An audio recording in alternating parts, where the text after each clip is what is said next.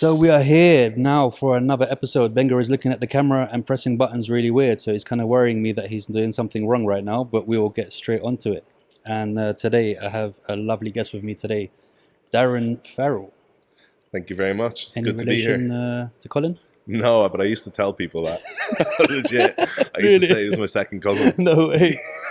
Dude, that's like the thing in Dubai as well, and in Arabic countries. It's like we have so many cousins and uncles and aunties that have no relation to us whatsoever. No, well, when I was in school, my dad's from Northern Ireland, where he's from, like from the same area, so it used to be kind of believable. Yeah, it kind of works. Yeah. Dude, there's been times where I've literally got to about 18 years old and I'd still call someone my cousin, and then my sister would be like, why are you saying he's your cousin? And I'd be like, is he not my cousin? And they just like everyone's auntie, everyone's uncle, everyone's thingy. That's nuts. So we got a lot to talk about today. Let's start about like your journey of what brought you here before the bodybuilding journey. What brought you from sunny Ireland to Dubai? I guess that story kind of starts really with meeting Becky. Okay. So I was involved in the fitness industry for a short amount of time. Yeah. And I got picked up as an athlete for BSN supplements. Okay. And at the time they were like to me, oh, do you want to come over and do Body Power? The big fitness expo in the UK. And I was like, I don't know. Nah. And then last minute I decided to go over. And that's where I ended up meeting Becky. And a couple of months later we started dating and stuff. And then I moved to London. Love at first what? Pretty much. Pretty much. So I moved to London because at the time I was debating moving to London or New York. Okay. So that kind of swayed it for me. So I moved to London and we moved in together. We got our own place. Within a year we were engaged. Yeah. And about a month before we were due to fly to Greece to get married, we were like, London's not for us. Yeah, yeah. So we just we looked around, we talked to some people, and they were like Dubai. So Dubai's we just literally packed everything up, shipped it out here, went to Greece, got married, stayed there a month, came back to the UK for 2 days, and then just flew straight up. Flew here. Yeah, originally we were planning to come here for just like 2 years. Yeah, yeah. That's literally like what every single person says. Yeah. I'm going to come here for 2 years, I'm going to save some money because I'm making loads more than I am in the UK. Yeah. And I'm going to go back. And then you see them literally like 15 years later with a family. We're 4 years later. We're now in a villa with a dog and a cat. So exactly. I think we're set. Where in London were you? I mean, where in Ireland were you from? I'm from Cork originally, but I spent most of my life in Dublin for sport and university and stuff. Yeah, and then London were Watford. Okay. Yeah. Yeah, I know it very well. Yeah. So I'm a Londoner, I am, Bex. You might not know that. I was born here, but raised in London. Oh, okay. Yeah, and still from Kensington. Still till now, they still won't give me a passport, and I'm still just like, what are you doing, man? Come on, I was born here, man. Give me a passport in the UAE, because like the passport here, they look after the people. You'd be sorry, man. Like, yeah, man, I just want to wear a kandora. That's like one of the only things I want to do. You wouldn't have to pay speeding fines either. I wouldn't have to bloody pay anything. I'd get everything sorted for me. Sick. I just, even like right now, it's like people, I mean, I think I look Arabic, but when people hear me speak Arabic, they're like, whoa, like kind of thing. And it's like a big shock to them. And I'm just like calm down, mate. But I would love to be able to just wear a kandora and just, I mean, imagine every day is like, what? There's none of that. What are you going to wear today? I mean, white. Yeah. What are you going to wear tomorrow? Different shade of white. What are you going to wear the next day? I'd be messed up. It's a bit winter. Spill stuff on it all the yeah, time. exactly, right? You'd have to get them custom made, right? Just wear a couple of them. Yeah. Oh, on top of each other, just split it down the middle. Just keep Velcroing them off and stuff.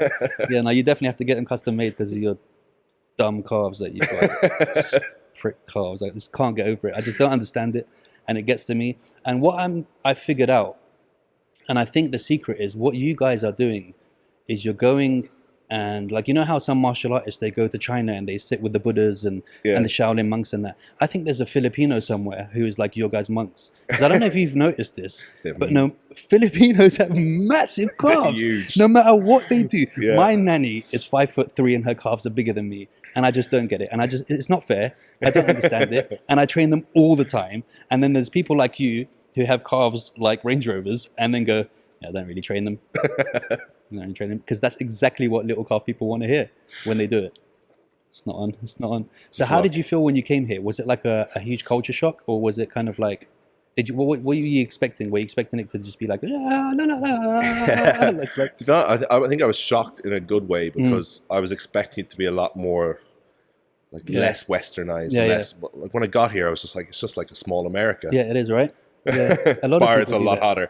I remember we arrived in August, and I remember going to Beck's. I was like, "Oh, we got to walk down to the shop." And I remember having sunglasses on. I opened the door of our building, steam, and it was like I'd opened an oven. It was just like fogged up straight away. Yeah. I was like, "Oh my god!" Yeah, it's super hot out here. But I would rather the heat. Yeah, now it's like I've been back to the UK like 3-4 times in the last couple of weeks now. And every time I go back, I just hate it a little bit more. Yeah, dude, I'm the same. Every time I go, I mean, I love the UK, and it has its charm, and for about 2 days. Yeah, exactly. You get there and you see everyone, and then 3 days have gone past, and you're just like, well, I want to get back into my pool now. Like I want to be able to just go to the beach. Yeah, and everyone, and I find in the UK there's some kind of weird matrixy attachment with the weather. Yeah. Like when the weather's nice, everyone's completely different. You've got the short shorts on, everyone's chatting to everyone. And then the next day, it's just like everyone's changed again. And don't get me wrong, for the 4.5 days of summer that they get, it's an amazing place to be. Do you know what I mean? But I'm sorry, what does it for me is just the road. Yeah. Driving there, it's like you're driving on the motorway and all of a sudden it's like, all right, you've got to slow down to 40 for the next 10 miles. Yeah. And you get through it, like it takes you 2 hours to go 10 miles and you're like, what was that for? There's no reason whatsoever. No crash, there's nothing. No, maybe the foxes or some swans. You know, the swans belong to the queen, right? So maybe if there was like 4 swans crossing the road and stuff, we had to kind of slow our whole lives down for that. What was that yesterday? I heard the queen's the only person legally allowed to kill and eat a swan. Yeah, and I don't get that. So, I mean, what's going on? Like, why? I understand if you're like, oh, they're beautiful, majestic creatures, so they belong to the queen, so, you know. Yeah. But not just like, well, only I can eat them. What's that? Where's that come from? It's like, you know, certain Australian prime ministers can only eat kangaroos, which don't exist, by the way. Yeah. I want you to know that for sure. If you ever plan to go to Australia, it's a myth. Okay. Yeah, I went traveling around the world. We actively went looking for kangaroos, didn't find none. None of them jumped in front of the truck when we were driving fast and had that whole windshield crash thing. It's bollocks, me. It's bollocks. So what initially got you into bodybuilding? So I come from a massive sporting background. Okay. My dad was a professional footballer. Nice. My mum played hockey for Ireland. She sailed for Ireland. Wow. So I was pretty much born and raised playing sport. That was my life was sport. So I went through academies. Like I played CrossFit Crystal Palace underage and stuff. Played tennis, played rugby. I played hockey, football, everything. Hockey was probably my main sport. I played like underage for Ireland the whole way up. Played senior. And it was when I went to secondary school I started playing rugby just because my friends played. Yeah. Turned out I was quite good at it. Started playing for Munster, played for Ireland. Nice. And at the age of like from 21, 22, 23, I started getting some bad injuries. I did my knee twice. Lower back must have been a thing for you. No. Lower back was okay. I did my cruciate twice, tore my hamstring a couple of times. Patella tendon tore, and then what did it was when I was 23 I separated my AC joint in my shoulder, like the worst possible way you could do it. Not ideal. I was told that I wouldn't have like full range of motion or anything ever again. Wow. So at that point I took the decision to retire. And during rehab I had to go to the gym. To do re-education of all the so I was doing all that stuff, but I think it was the knee I had done a couple of months previous. And I wasn't allowed to do any running or anything or walking, and I had some big competitions coming up, so I was like, I need to stay fit. So I started doing spinning. Okay. I would do spinning 3 times a day. I hate that shit, in Dublin. And I was like, I really like this. And then I started getting more and more into the gym. And I actually then was like, because at the time I was doing my master's in business, international business. And I was like, I didn't ever go into class. I think I had like 4 lectures a week, and most of them I never went. Yeah. So I was like, screw it, I'll do my PT qualifications. Yeah. So I did them at the same time. And then I started doing spinning classes. I got asked to teach them. I get shivers every time somebody says that, dude. When I was doing because I did my master's in sports science, and I did my level 1, 2, and 3. And when I was doing the spin, I remember they were like, look, we'll give you a free spinning teacher's course if you want. Just do the class and do the thing and do the test and fine. Yeah. I remember doing it. I remember cycling, and my brain was saying to me, you are never going to teach this ever in your life, and you're never going to do it again. I don't understand how you guys like that stuff. I used to love it. Now I can't think of anything worse than right. But I used to love it. And then I just got more and more into the training side of things, and it got to the point, I think it was like 6-7 months after I'd done my shoulder, I went back for a checkup, and the doctor was like, it's a lot better than it was. You know, it's healed really well. They didn't expect, well, the copious amounts of growth hormone I was using to help. Because I'd got someone had told me to start using growth hormone to help it heal quickly. And but at the time, I kind of realized, you know what, I've been playing at the top level. I've been playing hockey at senior level since I was 13. And I think I kind of realized I didn't love it anymore. So I took the decision. I spoke to my parents. And I took the decision just to literally, at the time, we told the Irish Hockey Board and everything that I hadn't been cleared to play and I wouldn't play again. So I took the decision to retire. And I fell in love with the gym. I finished my master's in business and went straight in to do a master's in sports nutrition. Nice. As well, because obviously if you get a certain grade and a master's, you can then go on and do any other one. So I did a master's in nutrition as well, and training, and I started getting in good shape, and I was like, oh, I'll do a photo shoot. I did a fitness photo shoot, and someone was like, you should do a show. So I did a show. I think it was like Mr. Body Ireland. I didn't have a clue, not a notion what I was doing. Like, and fish and a rice cake. I didn't even count food or anything. I think I just ate like. I was like, some meals were just chicken and veg, and some meals were like, a bit of rice. I got in pretty good shape, and then after the show, someone, a local kind of bodybuilder guy, was like, "Oh, you let me help you," and he helped me for another 2 shows. You saw the potential in and I started going from there, and I ended up winning the under 75 kilo nationals in Ireland, and then it was kind of I was hooked on it at that point, and did my master's in nutrition, started working in the industry as a PT. And then started building, I think at the age of 24, I started my online coaching business then. Nice. 24, how old are you now? 32. So you were doing it quite a while. You were quite ahead of the game, because it wasn't many people doing it at that time. At the time, like, I was doing a lot. I built up my own business to maybe 30 or 40 people. And then that's kind of the reason I partly moved. I met Bex in London as well. I was over and back, was I had been contacted by a guy who had a big company, Life-Changing Fitness. He was a guy who had a massive fat loss journey. He'd been on TV, and he had a business where he was doing turning over hundreds of people. And he wanted to step away from the coaching and get some. So he employed me to do his nutrition. So I was doing like 70, 80 people a month. Wow. So that's why I moved to London as well, partly for that. That's a lot more time consuming than people think it is. Yeah. Especially if you're good at what you do and you actually aren't trying to fleece people out of cookie cutter training, because there's so many people that, oh, I'm an online trainer certified by Instagram. And it's like they have one program, everyone gets that same program. Do you know what I mean? No matter who it is, no matter what their weight is, no matter what their size is, no matter whatever, everyone's getting that program. And unfortunately, that people are buying it. But like, if you asked, like, I guarantee you, if you went on now and you put an online coach on Instagram and you messaged 100 of them, if any of them have any sort of nutrition qualification, exactly. None. I think, like, I'm not blowing my own trumpet. I think I'm probably one of the few people in this country with a nutrition master's. Yeah, and that's the issue, and that's the problem.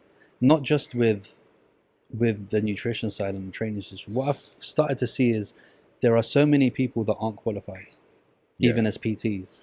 No, taking a bit of gear, they got to, decent shape and kind of got a couple of likes, couple of whatever, to overnight change their profile bio to PT or coach. Or prep coach. That's another one. Someone will do one show and all of a sudden they're a prep coach. The other one you see now loads of, and I see a lot, and I really try and distinguish myself, because obviously I'm a pro bodybuilder. I was a coach before I was ever a pro bodybuilder. But I see it so much now. Like, guys do well in a show and they become pro. Next thing, all of a sudden they're a coach. I'm like, they just see it as an opportunity because they get a big following from becoming pro. People think they know what they're doing. It's like an opportunity to make a quick buck, and it means they don't really have to work. Exactly. They don't. Whereas I don't think a lot of people don't realize how much work this actually is. It's not. Like, I'm non-stop. Even when I was doing it, I didn't enjoy it. It was just so much time. It was so time consuming. And what a lot of people don't understand about these guys that, like you said, do the show and then become a coach, is that they didn't get there off their own merit. They got there from another coach. It was another coach who got them to stage ready. And most of them don't have a clue. Yeah, that's what people don't realize. And I think a lot of people, and even trainers, don't realize the importance of having a coach. Yeah. Because most people that you find at the top of their game in any sport, in any industry, have a coach. Yeah. Do you know what I mean? Whether it's a PT coach or a life coach or someone tweaking even in if it's just accountability, you know. I know what I'm doing. I know I could coach myself, I could prep myself, get myself ready for a show, but then I couldn't. Yeah, because you would slack. Theoretically, I could, but in realism, you wouldn't. You wouldn't. So. You slack. You've got no accountability to anyone, and I mean, accountability is important in every stage of life, but especially when it comes to dieting and, you know, what you're putting into your body if you have a goal. Do you know what I mean? One thing I notice now, I guess more so now since I've become like pro and a bit more of an elite level as an athlete, is the younger kind of guys who work with me, the level of accountability they feel. Like, it's like, I have some of them saying to me, "Is like, oh, I can't wait for check-in just to like impress you." Yeah, exactly. Yeah, you know, something for them to look forward to. Yeah, and it's amazing. It's like it's sometimes I still kind of like pinch myself. Yeah. I'm like, "Oh, really?" Yeah. No, but it is true. I mean, check-ins, especially when you're doing the right thing. I mean, I've done shoots before. I did the magazine covers and all that stuff, and a lot of the time I did it by myself. And I did it the shittiest way possible. Even though I knew what I was doing. What I'd do is I'd wait till the last 3 weeks, blitz it, double cardios a day, you know, carbs low, 2 days on, 1 day off, whatever. Stuff that you're supposed to do for a couple of months, 3 months leading up to it. I just wait till the last 3 weeks, blitz it, be in a horrible mood, be in a, you know what I mean? Yeah. When you do get a coach and you're doing it structured and you're doing it in time, there's nothing better than getting ready to send that pic or that weight or those measurements when you know you've been doing it exactly right, and everything's going the way it should be, and you're just better than you think even. Do you know what I mean? Yeah. There's nothing better than that. How did you feel when you got that first? Because you know you were always progressing and you're always changing, but there's nothing like those first couple of months when you start training, right? And you start to see, because before that, you're not really. You think you're an athlete or you think you're in shape, but you're not. Those first gains, those initial gains that you get are the best feeling, right? You just like see the change. I was even though like I was a top level athlete in sport, I was a fat kid. Yeah, always carried a little bit of weight. Yeah. You know, and I was I often look back now and I'm like, I wish I had the kind of dedication and the knowledge I have now of nutrition and stuff. Yeah, because like I went very far in sport. I'm like, my biggest letdown was my nutrition and my partying. Yeah. Like as soon as I hit like 16, I was out 3-4 nights a week. Yeah. Getting it on. Yeah. And that was probably one of my biggest downfalls. That probably led to the injuries as well, to be perfectly honest.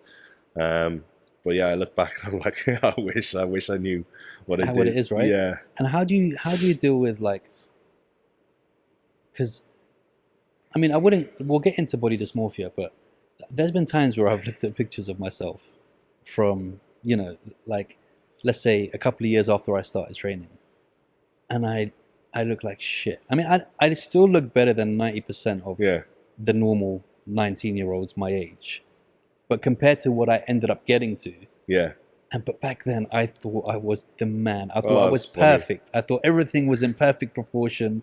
Everything was, you know. You actually cringe a little bit. Yeah, you look back and you're just funny. I had that moment literally like, I think about a week ago or 10 days ago. It was Jamie went to me. He was like, because he has like a new videographer for his new website, new series and stuff. And he goes, I was showing him our New Zealand series, so he'd have an idea of what I want for Alicante. And he was like, bro, you gotta watch it. He's like, you look so different. And I watched it and I was like, oh my god. And that was me when I won the overall and turned pro. That was me getting on. I was like, oh my. But at that time you thought, oh, I thought I was the shit. The shit, right? It's so weird because you think. Like, I even remember, because I'm one of these kids that just always had abs. Yeah. Like, I was a little 4-year-old running around with abs. I was just genetically lucky like that. And even I just remember being a teen and just thinking I was so big and shredded. And I look back at the pictures and I'm just like, you're an embarrassment, dude. Like, you look like shit. You still got abs, but you got skinny abs. It's because there's famine going on there. You're not feeding yourself. That and I dyed my hair fucking white as well. I did peroxide blonde as well. It was the worst thing. And I look back at the pictures and I'm just like, yeah, right? Yeah. It's the worst. But at the time, you think it's fucking, you're walking back and you're just like, it looks amazing. And then you look back, you're like, oh god. Dude, even now, So a friend of mine, we went to, I don't know, you know Chesington World of Adventures? Yeah. So we went there, a group of us, when we were like 15. And he happened to have, and I forgot all about this. So he had one of those, you know, the camcorders with the flip and that, and he filmed the whole thing. And he sent it to me 2 weeks ago. And I was watching it. And yeah, we were a bunch of kids having a laugh, and we were, you know, having fun, all running around with our tops off, thinking we were wedge as hell. But I just remember thinking, oh my God, we were a bunch of dickheads. Like, we literally were just a nuisance to everyone else that was in that thing. And you don't think it at the time. You think that you're just being normal, but we were literally a nuisance to everyone else at the theme park, just running around, macho, you know, making loads of noise, being really loud. And you look at it now, and it's crazy how you change like that, right? Mentally, and you just grow as a person. You become different. Yeah, like I'm so different now to what I was, like even up to my sort of early 20s. Like I did nothing but party. And now I can't think of anything worse. Right? That's like me as well. I did all that. I've done my university. I've done my partying. And now I'm like, nah, give me an early night with Netflix. That's what it is. How did you, when you first got into, let's say, when was it where you first realized, hold on, there's a career in bodybuilding here?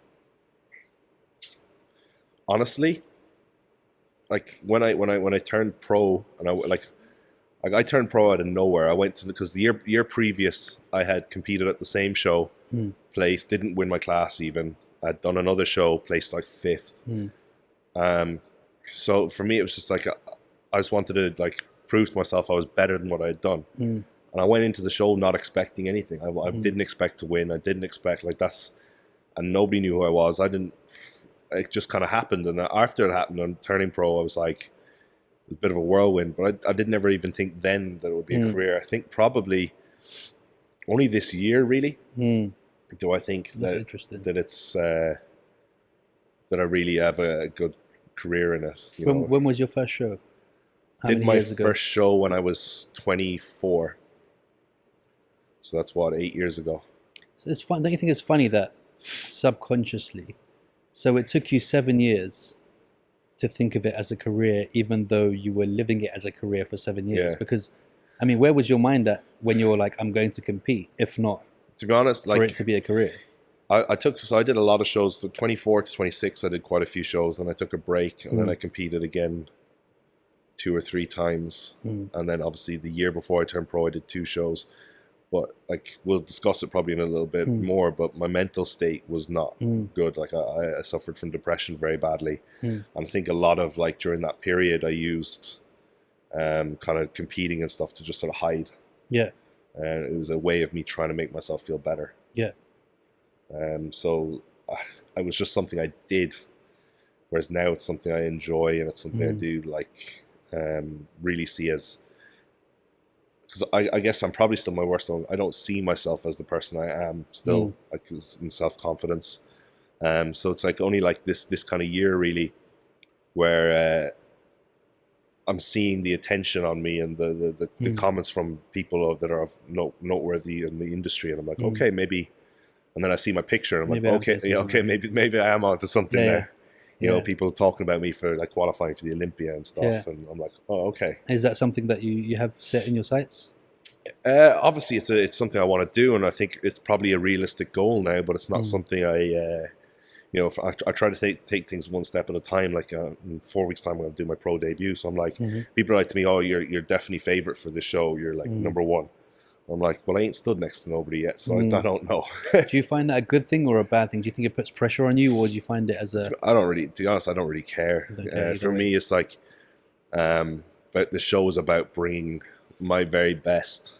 And I just want to like cement what people have been saying, make sure I bring a good back. Well, then what happens in the show, I don't really care, because I've been at a lot of shows lately, and I don't agree with the decisions, so... Do you find that there's a lot of, because even from behind the scenes here, because I was involved in a lot of stuff, so, you know, I was sponsored by PhD. Do you know PhD? Yeah, I was sponsored by them for a long time, so I'd always be at the shows and all that stuff, and behind the scenes I'd have friends competing, and kind of felt like a lot of it was kind of who knows who trains with who. Yeah, certainly in the amateur ranks, you just got to take the hits with it, and realize that, you know, it's not always going to be fair, because there's always going to be someone involved with one of the judges or something, and someone knows someone. So, and it's inevitable. It's like that everywhere, right? Like yeah, football, and it's whose uncle was in it's across everything, and it's just something you just have to deal with. If you're gonna turn up to a show and you lose because you shouldn't have lost, and then you get all aggy about it. There's no point. It's just you just got to accept it for what it is.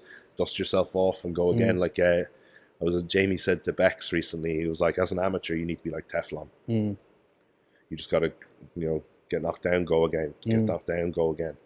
Very rarely does an amateur win their first time. Their first title as well. Yeah. Like, I mean, even I was talking to Samir about this as well, because Samir went through quite a journey to get his pro card. And I can only imagine how that feels to just put everything you got into a comp and then getting there and just they're not even, they just pass you by. And it's funny though, because people say to me, they're like, oh, you did it first time round. And I'm like, no, I didn't do it first time round. Yeah. So I was competing for 8 years. I said, you only think I did it first time round because you didn't have a fucking clue who I was. Yeah, exactly. Nobody talked about me ever winning a show or anything until it was like pictures went out of me a couple of weeks out from the show I ended up winning. I'm like, oh shit, this guy could win this show. Do you think people, as competitors, have you ever been coming to a show just like that, and then you've seen a picture of someone and you're like, oh, fuck's sake, he looks really good right now? Yeah, definitely. Do you know what I mean? What is that a bit of a kind of like, how does that feel when you're just like, because obviously, like it takes it back to, like I said, when I was preparing for shoots or doing whatever, I mean, by no means was I ever into competing. It was just not something that I was interested in. Even, I would have conversations with people where, I'd be super shredded all year round. I'd just look like a giant erection, just veins everywhere. And they'd be like, oh, you look great. And I'd be like, nah, mate, you don't. Because I know my limits and I know where I've been before and I know where I could get. Yeah. And they'd get really annoyed by that because, where they would dream of being is where you're saying, nah, I look really shitty right now. So they don't understand from a competitive mind. No, you don't know what's coming. Like, you don't know where I'm going to come with and what I'm going to get to and what I'm capable of.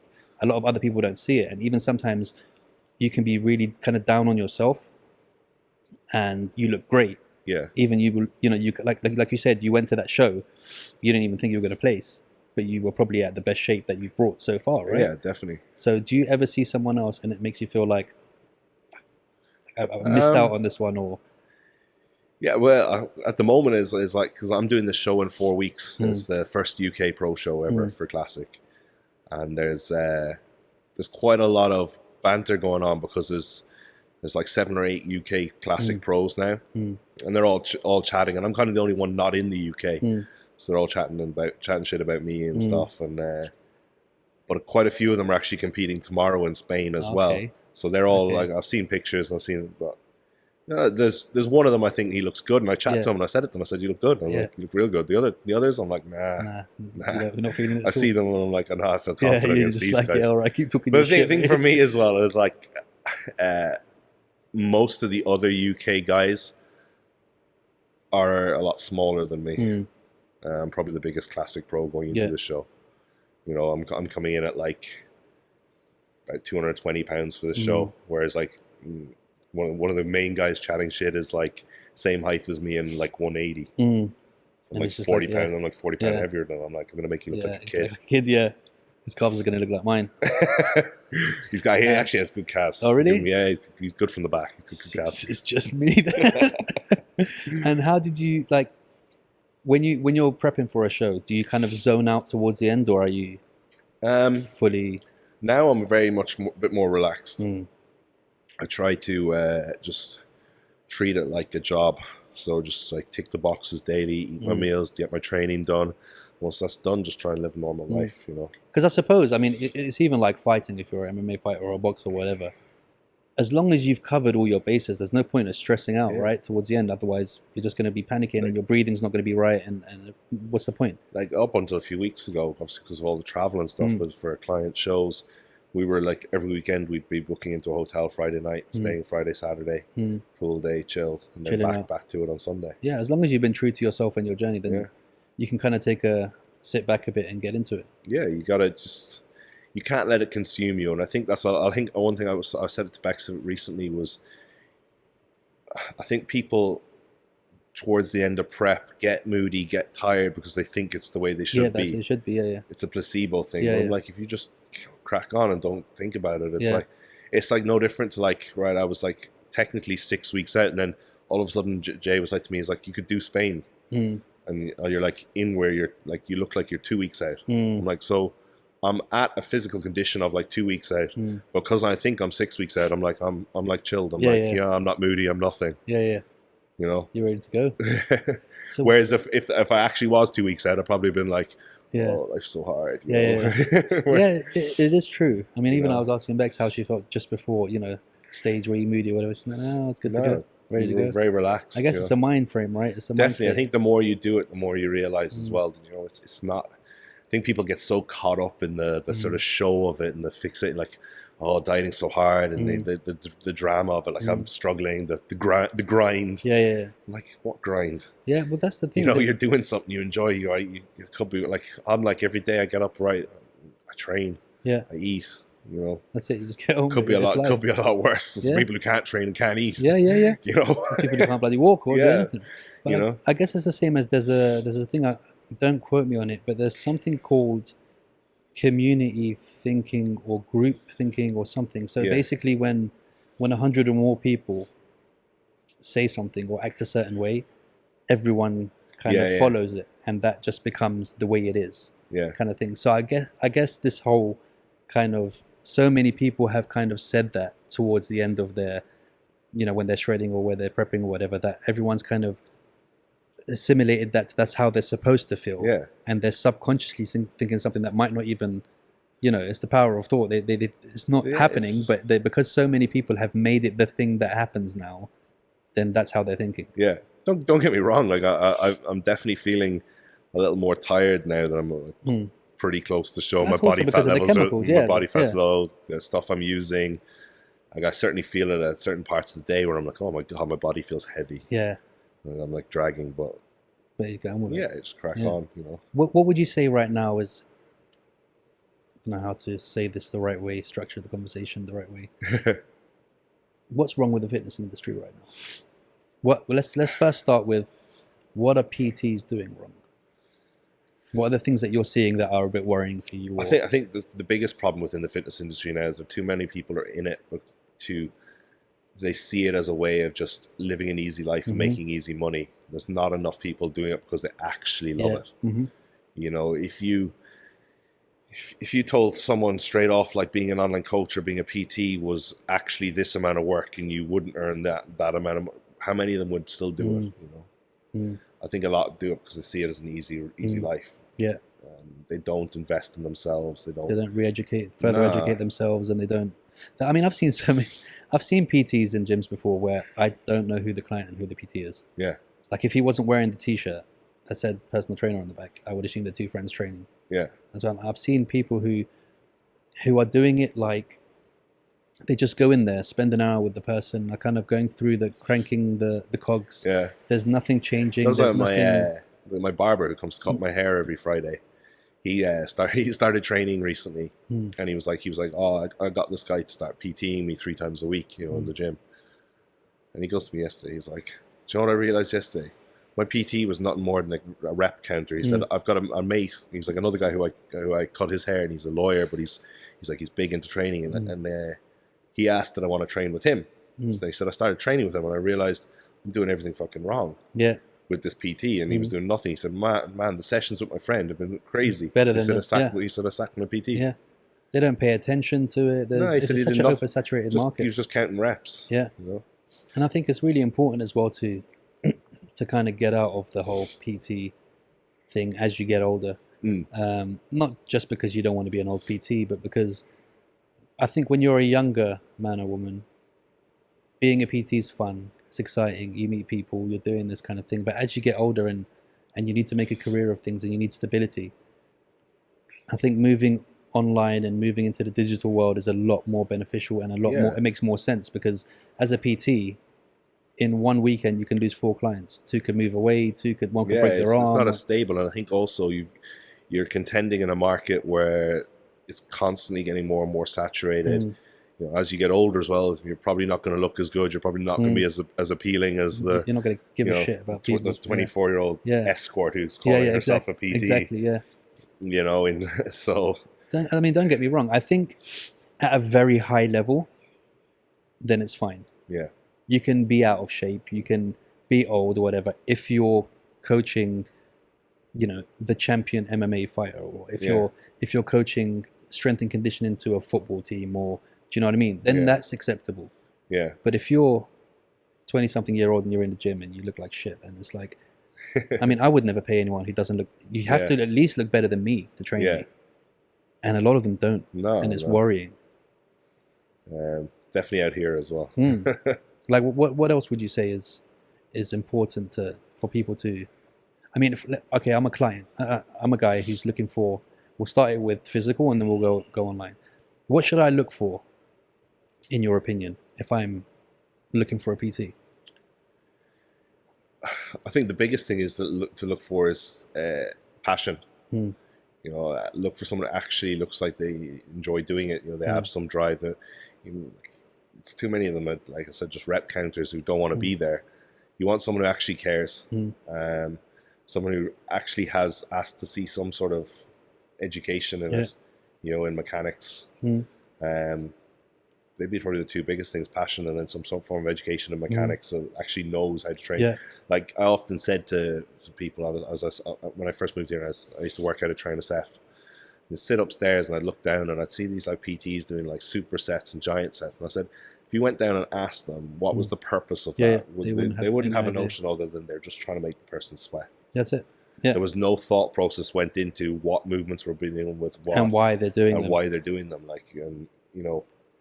And another thing, what I noticed, you get a lot of these PTs that will do supersets, trisets, giant sets, just to make the client feel like, oh, he's doing something I wouldn't know how to do. Yeah. Because I wouldn't have thought of a tricep. Yeah. You know, or 5 exercises, no rest, the giant set. Yeah. Do you know, it's basic knowledge. Do you know what I mean? I remember when I was hiring someone, and you know, like you, I thrived in being up there with my knowledge and trying to really learn stuff. So I was hiring someone for my business, and I did a dummy session with them. And I said to them, all right, cool, the client, do you mind doing some PNF stretching with them? And I gave him a towel. Yeah. So the guy laid the towel on the floor and told the client to sit on it. And I was like, okay, so you're not going to use the towel to do any PNF stretching with them. Like, I expected him to know he's going to use the towel. He's going to fucking put it over their foot. He's going to, you know, nothing. And then I was just like, okay, so this is what it is then. Yeah. You're just going through the motions. Yeah. That's it. You know, and it's worrying because I think it's important for not only for you to be accountable to your PT, but your PT has to be accountable for you too. Yeah, 100%. Do you know what I mean? Because you're paying the money. Yeah. Like if I'm paying you and for 3 months I'm not seeing any difference and nothing's changing, or then it's one thing I noticed out here actually is PTs and like trainers have this like ego that they're above everyone, and it's like, mate, at the end of the day, they're paying you for a service. You're their bitch. Yeah. Yeah, you know, you're a police officer, mate. You work for people. You go to a restaurant and you don't expect the waiter to be like, oh, you get your food. Yeah, exactly. Get it yourself. You know, go eat your food. Yeah. You know, and it's like some of them, like they chat to their clients like shit, and they talk down to them. I'm like, wait, they're paying you the money to give them a service. Yeah, show them some respect. Yeah, you know, like they don't take the importance. Without them, you're nothing, mate. You know, that's fucking crazy. And okay, let's get on to the point that I really want to talk about now. Which is mental health. And I know that you're a big advocate of it, you and yourself and Bex, and you have your own story and you've been through it yourself. And I don't think people, I mean, not just in the fitness world, but in general, I think they have an embarrassment about, you know, talking about mental health, or they don't think that there's anyone there to help them, or they don't think that it's something that is so common that it should be freely spoken about. Talk to me about your situation, your story. All right, let's just start from the beginning then. When I first got diagnosed, I think the year before we moved here. Okay. So 5 years ago. Diagnosed with? Depression and severe anxiety. Okay. I remember when I got to, like, for a long time, I knew there's something wasn't right. I wasn't happy. I wasn't sleeping. I'd been through some stuff, and briefly, I had some identity issues. Like, I never felt like I was good enough. Coming away from where my whole life was sport, my career was sport, everything, and that being gone, and having to reinvent myself as such, and all of a sudden go from someone who was, you know, my whole character, and like people knew me as like a sports star, and that's who I was, to just all of a sudden I was a nothing. I was a bum, you know. I struggled massively with that identity, and then when I met Bex, like it was hard for me because she was doing so well in her career and stuff, and she was like, you met her, she's quite a dominant woman, you know, and I very much just felt like I wasn't good enough, and I struggled, and I just wasn't happy. But I remember I finally went to a doctor, and they told me, and they told me what I had, and they gave me all this medication and stuff, and I was like, what? How can I have this? Yeah, it's me. You know, it's like the same thing as like cancer. You know, you know what it is, but you never expect. It will never happen to me. It's not going to happen to me. So I was on all sorts of medication, and I was getting by, and I was trying to convince myself I was all right. And then we would do like, I competed and stuff, and I kept kind of jumping around with work. So I took a break from online coaching. I stopped doing it. I worked in like sales and marketing and stuff, and then I was kind of getting by, and we got married. And when we got married, I decided I didn't want to be on the medication to be married. So I took myself off it about 6 weeks before we got married.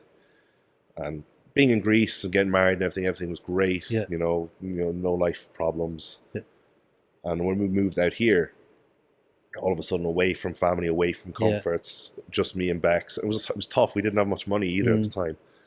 And I started PTing, and I was working incredibly long hours. I was working from, I think I was in train SF every day, 5 a.m. to 9 p.m. Wow. Every day, 7 days a week.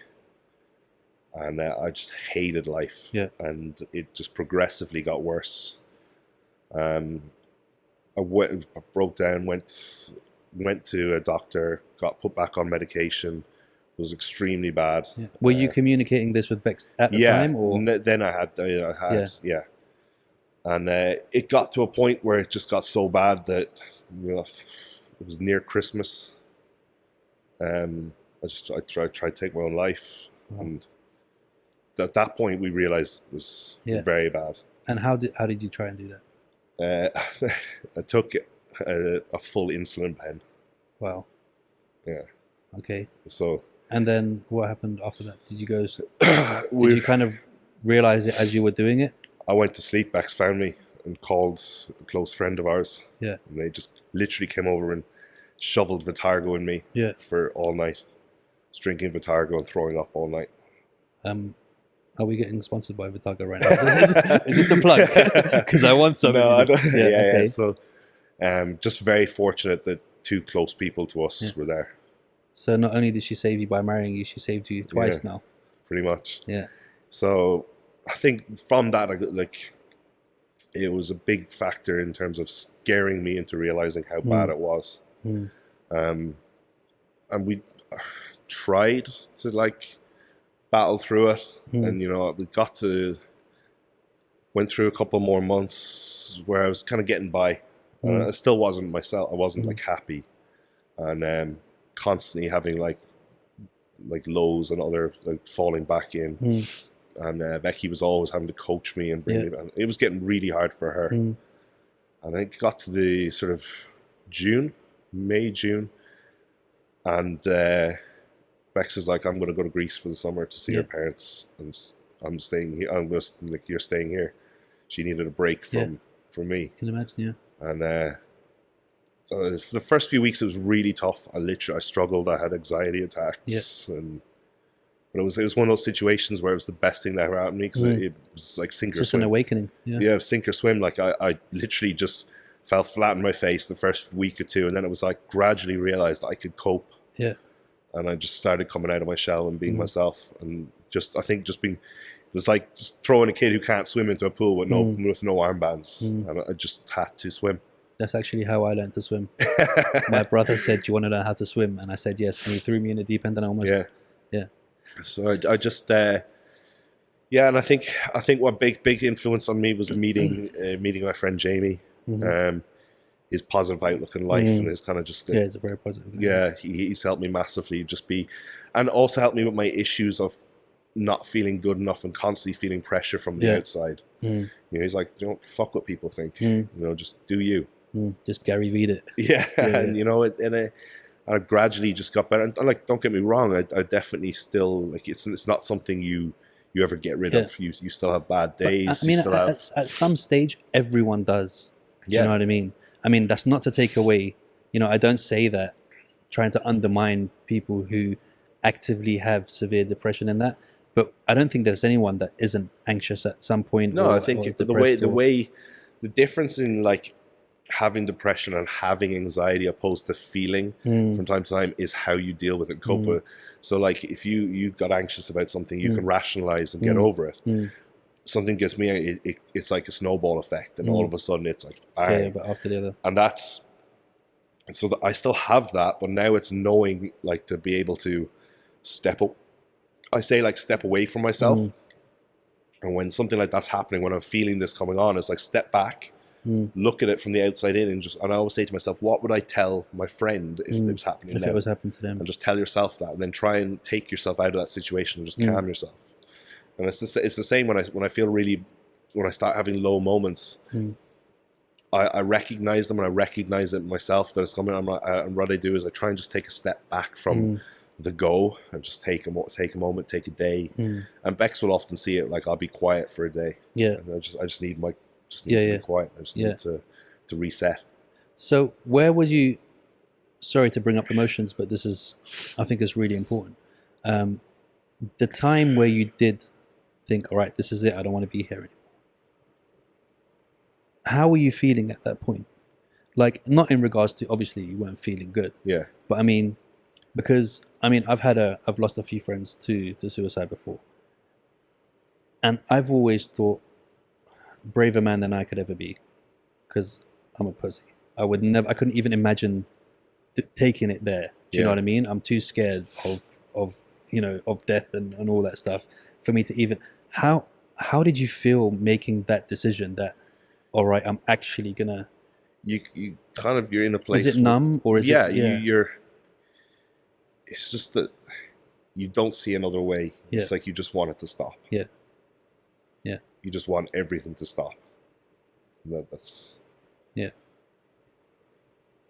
Which brings me to my next question that I ask at the end of every podcast. Towards the end, what happens when you die? Because usually I ask people, have you ever thought about it? Has it ever come to your mind or whatever? The funny thing is it's one of my biggest things that scare me is death. Like the end, like just nothingness. So do you think about that? Is it to you? Is it nothingness? Or do you believe that there's some sort of afterlife or some sort of vibrational thing? I want to believe, but it's like I don't know. It scares me that it's like all of a sudden it's just like an off, you're gone. Which is it's strange coming from someone who tried to do it. That's what I mean. This is really why I wanted to ask you this, and I wanted to kind of when you were there, did you? Because on one stage, it's the scariest thing in the world to you. Yeah. On the other stage, you were ready to go to the scariest thing in the world. So that's why when I asked you, is it a numb thing? Because are you really not thinking clearly about it? You're definitely not thinking clearly, and I think because like the next morning I was so grateful, you know. But I mean, look at everything you got to meet me and do the podcast. Could you imagine not doing that? Know, so it's. I think you're just you're not rational. You're just in a state of like panic, and it's just. All you feel and see is pain. You know, but after the next day, did you have a eureka moment? Like, for fuck's sake, what did I fucking try and do? Yeah, 100%. I was so grateful to still be alive, and even though I wasn't I felt the next day. I felt numb. Like just, I think I felt numb for a few weeks. Really trying to comprehend it all. But just grateful to still be alive and move on and get on with it and stuff. And I think. On another level, it's important to realize other people around us as well. Yeah. You know, because I think a lot of people, don't realize how much they're loved, and don't realize the effect it will have on everyone around you as well. Yeah. Do you know what I mean? So I could imagine Bex wanted to kick your ass in ways that is unbelievable, like that you don't even know. And I'm sure she's got a baseball bat somewhere that she sees anything twinkling of it, that, you know. And I think that, like we were talking to before, you do get to meet people around that aren't in it just for what's in it for them. You know, there are genuinely people around you, and there will be, and there will continue to be. And you have another one on your list now that I will not be impressed if I ever hear that again, mate. I'll be coming for you, you know. Yeah, it's you know what, we had, like, it really hit us again recently this year with Luke Sando, British pro, at open bodybuilder, like one of the top bodybuilders in the world. Literally during lockdown, just came out. Just, I remember Jamie sending me like a thing that someone had just posted that Luke Sandoz killed himself, and I was like, what? And you could never see it, right? You could never see it coming, and it was just like, the whole bodybuilding world was like distraught. They were like, everyone was, and all I could think was those last moments he had. I could just resonate. You could resonate with it, and just be like, I just feel sorry for that moment for him. Yeah. I mean, I totally understand what you're saying, man. Yeah. The way you feel in those last moments is like... Yeah. But at the same time, you got to understand that you've been given a gift, and that's you were given a second lease, and to realize how important you actually are. And as much as people in all situations don't realize their importance, you know, to everything around them. I think everything's connected, and everything is there for a reason, and everything. And this is why I don't believe that it's lights out as well, because life is too beautiful and intricate for it to be a fart in the galaxy that just happened to make all of this stuff. True. Do you know what I mean? So everyone, it's easier said than done, but everyone has a purpose. Yeah. You know, everyone has a purpose. Everyone is there for a reason, and you know, I'm glad you got out of that.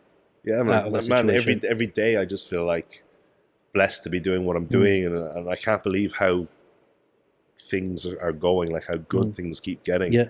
And I just feel lucky and blessed and fortunate to be where I am, and that's why I kind of don't take it all too seriously about like bodybuilding and been like, oh, it's like, you know, people are like, oh, do you want to call for something? I'm like, mate, I'm just alive. So fuck it. Do you know what I mean? Because you're at that stage where you'll be like, I could have been doing nothing.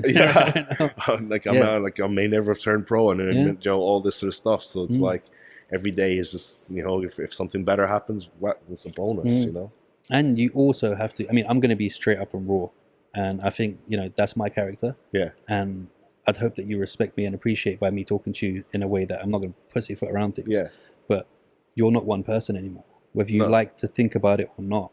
Yeah, like, true. I'm married as well and stuff. You are not one person. No. You don't have that right to make that decision. No. You know what I mean?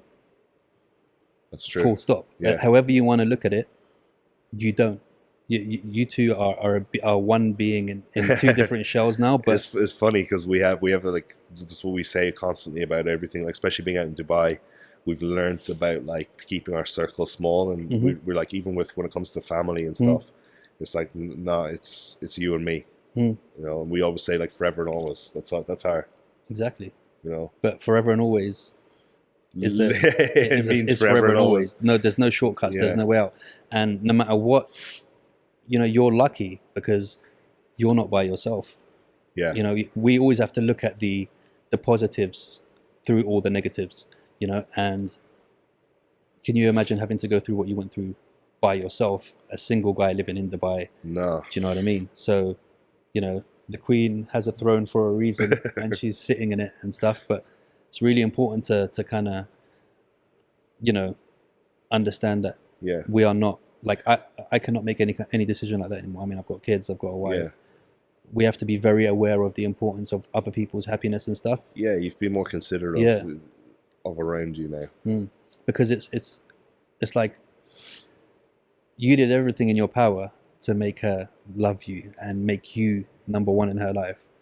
You know, you got to make sure that you stand up to that and be like, all right, fair enough. But you know, I can't be running away now. Got to follow through. So what's the future for where you're going now with bodybuilding? How do you see your future going? Do you see it an online coach progressing, and doing the bodybuilding, or do you see it bodybuilding, or are they meshed into one kind of? I think at the moment they're kind of meshed into one, but certain like bodybuilding is something I enjoy and I love. I don't ever see it as a career as such. Is it paying enough at that level? Olympia is, right? Yeah, I earn a good bit from it, and through sponsorships and stuff like that. But not like prize money. No, my money comes from my business, coaching. I love coaching. Like I coached long before I ever thought I was going to be a pro bodybuilder. Yeah, you know, and I still, like, this year I still invest and I pay to do courses, not like related to biomechanics and you know, nutrition and things like that. So I'm a nutrition geek. Yeah. So I love that side of things. So that's always going to be my main, like, and I love it. Like, how many other coaches, like online coaches, you know, will fly from Dubai to the UK to support clients. Yeah. Like, I spent the last 2 weekends flying to the UK to be at clients' shows. Yeah. And I'm more nervous when I have a client on stage than myself. Like, like even today, I had a client competing in Spain. Yeah. And I was there on the dentist chair, getting my teeth prepped for my veneers, and Becky was standing next to me with the live stream going. You know, she's like telling me, and I'm like trying to, you know, because that was my priority, was watching, you know, and making sure he's okay. I was up early this morning to make sure I got his check. Like, he sent me through his video, I was able to get through to him, because his last 2 shows I've been at with him. Yeah. You know, so this time I wasn't able to be there with him, so I made sure that, like, I was literally 24/7 on the phone with him. It's amazing because, again, to go through the 2 mind states from, I guess, I'm useless, nobody will miss me, to my whole life is based to help others and give to others. Yeah. Because essentially that's what you do. Yeah. You're some sort of a doctor. You're some sort of somebody who cares so much about people. You've made your whole life, don't get me wrong, you make money from it. Yeah. But you've chosen your path to heal people. But I think partly because of being through what I've been through makes me more aware of others as well. You know, I see things slightly differently. When someone says something, I'm like, okay, you have to recognize as well that this industry we're in is an industry built on people disliking themselves. Nobody went into the gym going, I'm going to go start training now because I'm the fucking shit. Yeah. They're going in there because they don't like themselves. They're having problems with something. So no matter who you are, like what level you're at in bodybuilding or everything, you started for a reason. Apart from me, because I was shredded from when I was 3 years old. Yeah, obviously there's a couple, like, you got your lads who are just like, I just want to go in and pick up some girls. But the majority of people who step foot in the gym, because of it, insecurity, they're either doing it because they're trying to run away from a bad relationship. Yeah.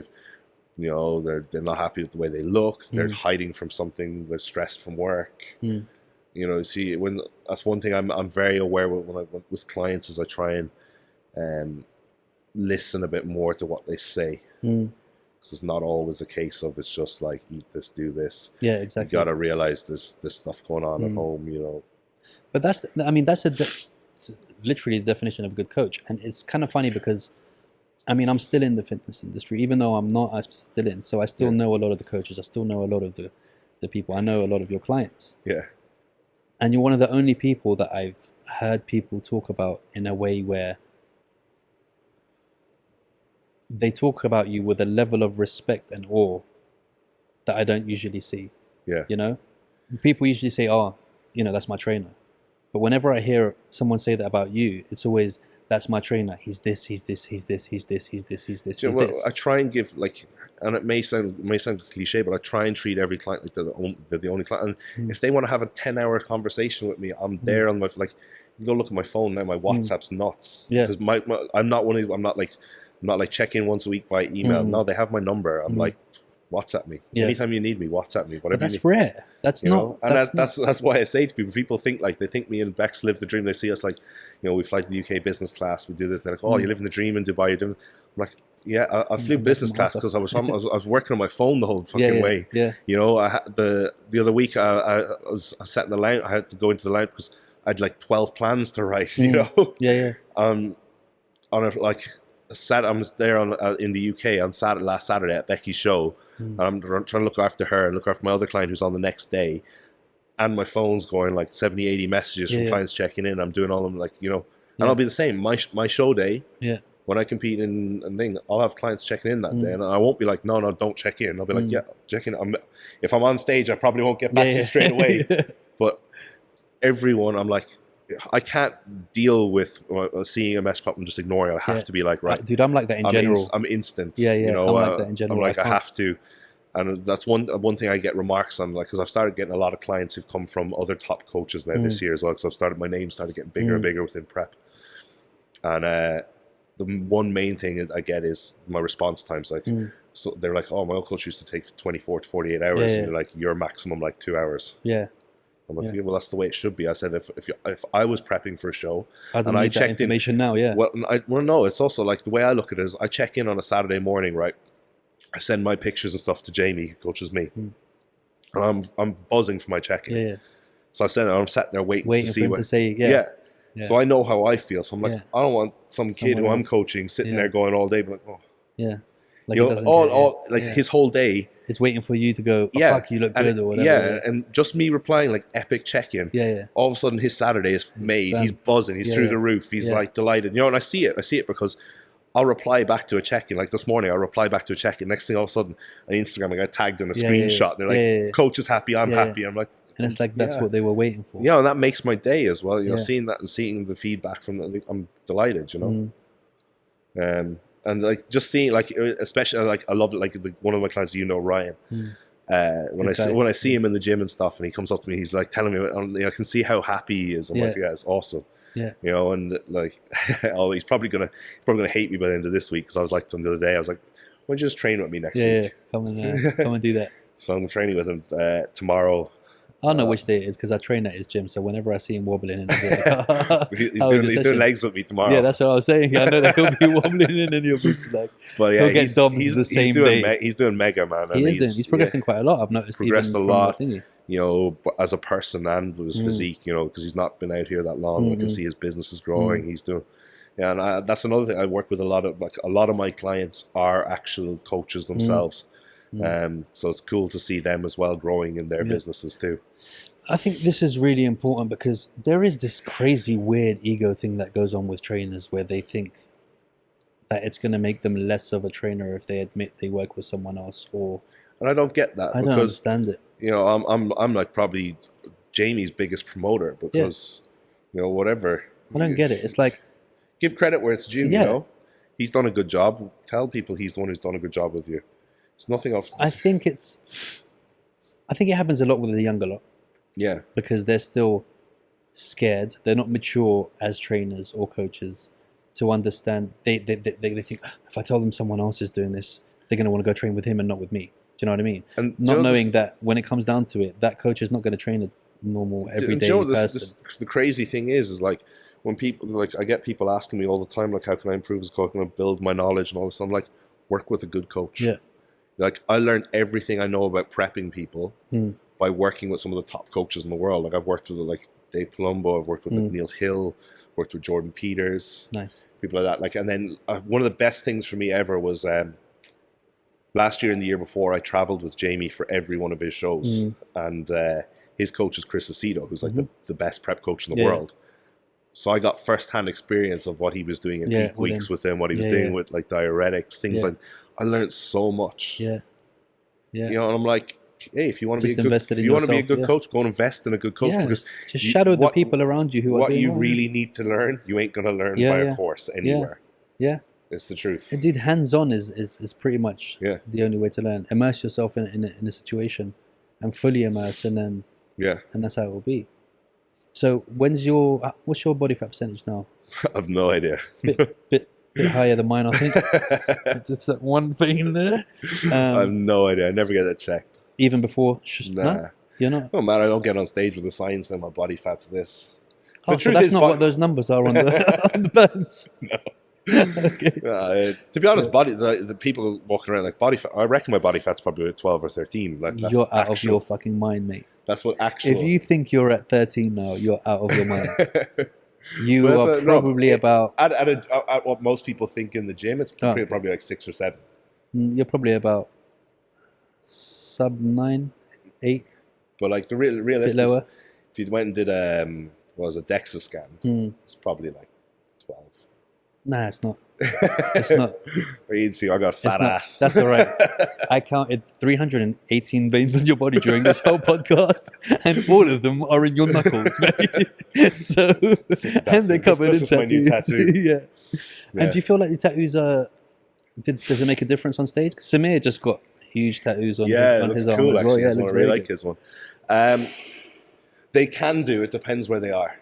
You know, for example, I can't get anything done up here because I pose this side. Okay, so that's your preferred side, yeah. Yeah, so if I posed my side chest and side tricep on this side, I'd probably get marked because you wouldn't see. But I would never get anything on my back or anything like that would like distort detail. So yeah, you can definitely I can see it when I see other competitors, especially in the amateur shows. You'll see some guys and you're like, oh. If they didn't have that huge tattoo, they'd probably do a bit better. Yeah, just come in here looking like a Yakuza. And you're just like, what's going on, bro? Because I've been told like the tribal one makes me stand out quite a lot. I'm literally, when I get on stage, I'm like, they're drawn to me. The one to look for. Yeah. So your next show is when? November 7th. November 7th. In Watford. In Watford as well? Yeah. Okay. Yeah. And then, it's the biggest ever UK show. Nuts. So there's 5 pro shows on it. You've got open bodybuilding, 212 bodybuilding, classic physique, which is Were you always classic? And so I started by doing like men's physique, and I did under 75 kilo bodybuilding, and then I did what was under what? Under 75. How? I was tiny. I think I weighed 72 kilo when I won that show. I cannot imagine you weighing 72 kilos. And then I did what they called classic bodybuilding, which was in the old federation. Yeah. And I kind of outgrew that, so that's why I took a break for a while. And then they brought out this new division, classic physique, which is a height to weight ratio. Yeah. And I've been in that now since 3 years. That's pretty good. So I did my first year competing in it. I did New Zealand, where I travelled with Samir, and I did Ireland, and I did shit. I was terrible. Yeah. And then I went back the following year to New Zealand and won the overall. Well, I'm going to take a leaf out of your book. Yeah. And I'm going to travel with you to your show, business class. I'll send you my passport so you can book the ticket for me. And that would be really enjoyable. There's no spectators allowed, I don't think, actually. Oh, yeah, everything's changed. Yeah, right? It's in a very small venue. They're having it in Watford Pump House, it's called. But that just sounds like a pub, mate. Yeah, I know. It's a tiny little behind the bar. It's cool. I was actually at the show I was at a few weeks ago. The British Finals was in there as well, so it's a cool venue. And they've got a whole media company that's going to be pay-per-view. Okay. So that'll be the main thing. They're like, if we can't, Ian, the promoter, has said to us, he's like, the show's going ahead. If we can't have spectators, we can't have spectators. It doesn't matter. Do it. Doesn't matter. It's too big not to do it. They've put so much, it's an Olympia 2021 qualifier. Yeah. You know, it's huge. So you got to qualify through that one and that's it? Or can you qualify for, isn't it point systems as you're coming up to it? So yeah, you either, if you win a pro show, you're qualified automatically. So you're already qualified?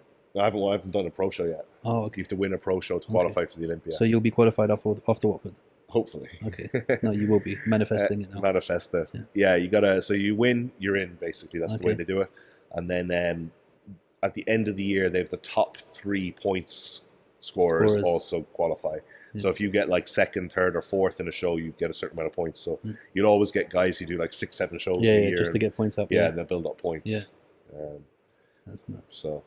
So what would your advice be to somebody getting into training now? Because, I mean, I don't know how you do it, but I would assume that you wouldn't coach someone who is just starting to go to the gym. Or would you? Yeah, I do. I coach quite a... I'm talking about newbie, somebody who's never... I don't think I have any newbies, but I have quite a few younger guys who are 21, 22, who've maybe been training a year or two. Okay. They've only just started taking it serious. They've been going to the gym with their mates, and then they're like... I want to do this properly. Or they'll see someone on Instagram. So I coach that, and I love coaching people like that because they're just like a sponge.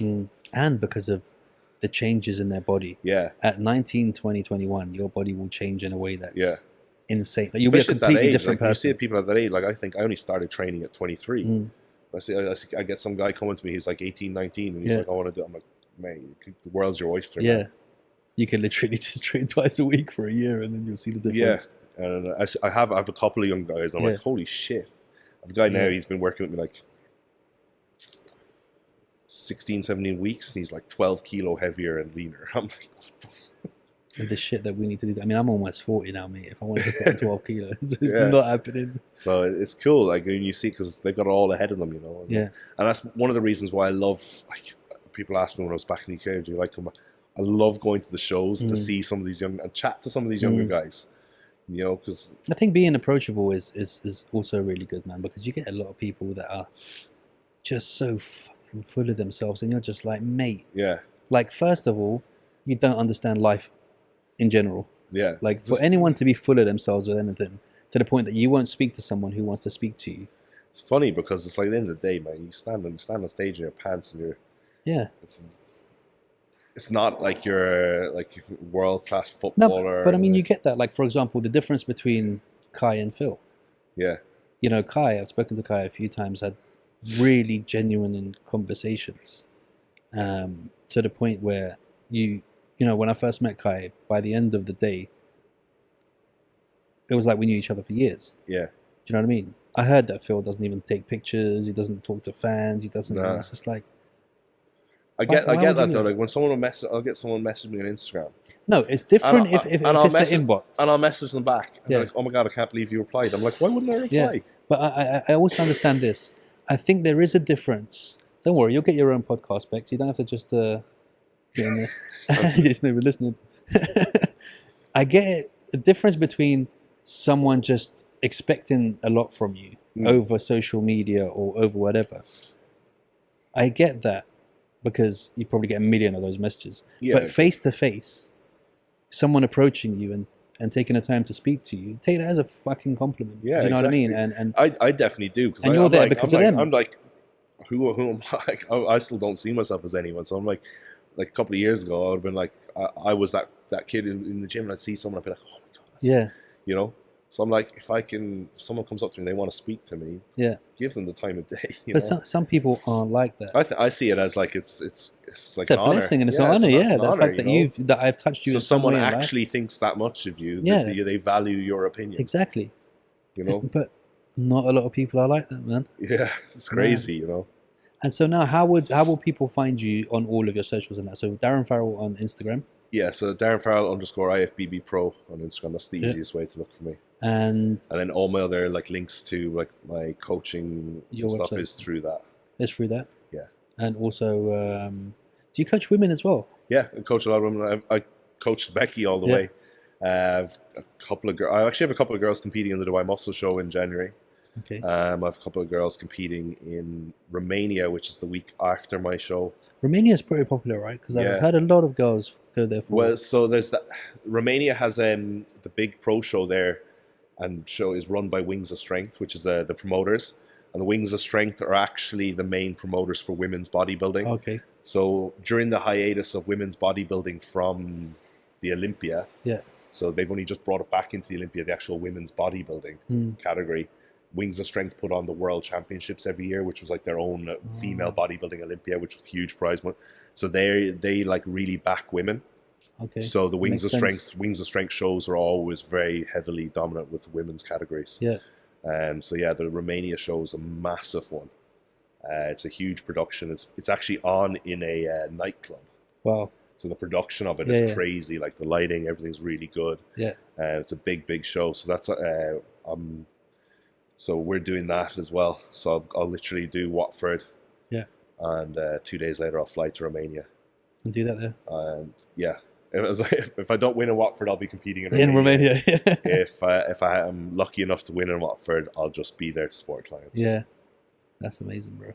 Just knowing that the level of dedication of an athlete is, I don't think people even understand. I think they do. Yeah. But I don't think until you try and do something like that, or you try and take your fitness levels. I mean, just like you, I've been into sport my whole life. I played, professional football all the way up till the age of 19. Yeah. And I thought that was my career. But like the level of training and the level of focus. I mean, it's not even just the training.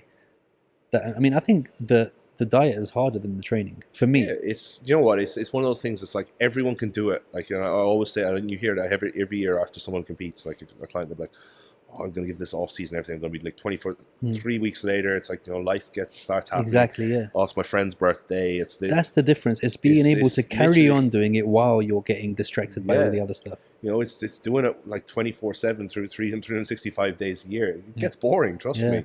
It does. And we all have times where we're like, oh, fuck it, I'd just like to just chill for a week and go for pizza.